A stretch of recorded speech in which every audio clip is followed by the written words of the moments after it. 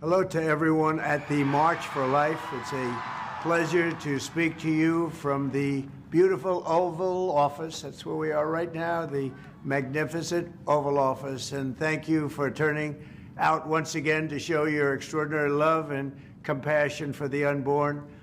Each year, Americans of every age, color, and background travel to our nation's capital by the tens of thousands to stand up for precious little babies who cannot stand up for themselves. I am proud to be the first president ever to have joined you in person.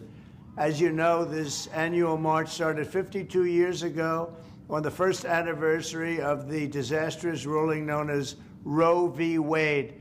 That unconstitutional decision took power away from the states and the voters, kicking off 50 years of division and anger.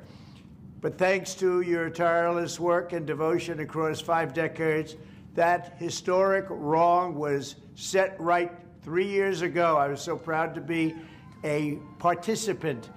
6 courageous justices of the Supreme Court of the United States returned the issue to the state legislatures and to the people where it belongs. It became a vote of the people. In my second term, we will again stand proudly for families and for life.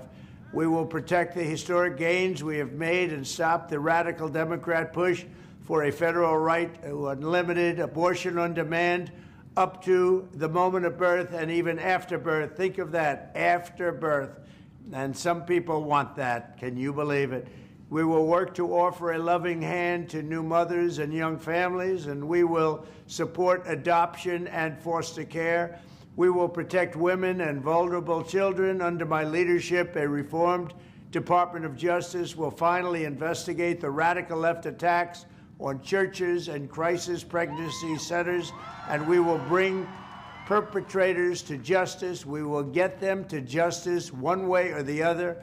I will also end the weaponization of law enforcement against Americans of faith, and I'm releasing the Christians and pro-life activists who were persecuted by the Biden regime for praying and living out their faith. I just signed that document, and they're being released.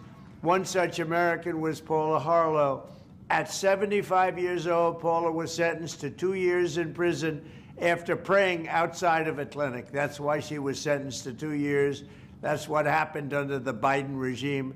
In her sentencing, the judge mocked her Christian faith while her husband pleaded to be thrown in jail with his wife, fearing she would die alone behind bars. This week, it was my honor to grant a full and complete pardon to Paula and many others who were the victims of this horrific weaponization. Never again will religious persecution be allowed to happen in America. To all of the very special people marching today in this bitter cold, I know your hearts are warm and your spirits are strong, because your mission is just very, very pure, to forge a society that welcomes and protects every child as a beautiful gift from the hand of our Creator. Thank you for never losing hope and never giving up. Thank you for your tremendous support. God bless you, and God bless America.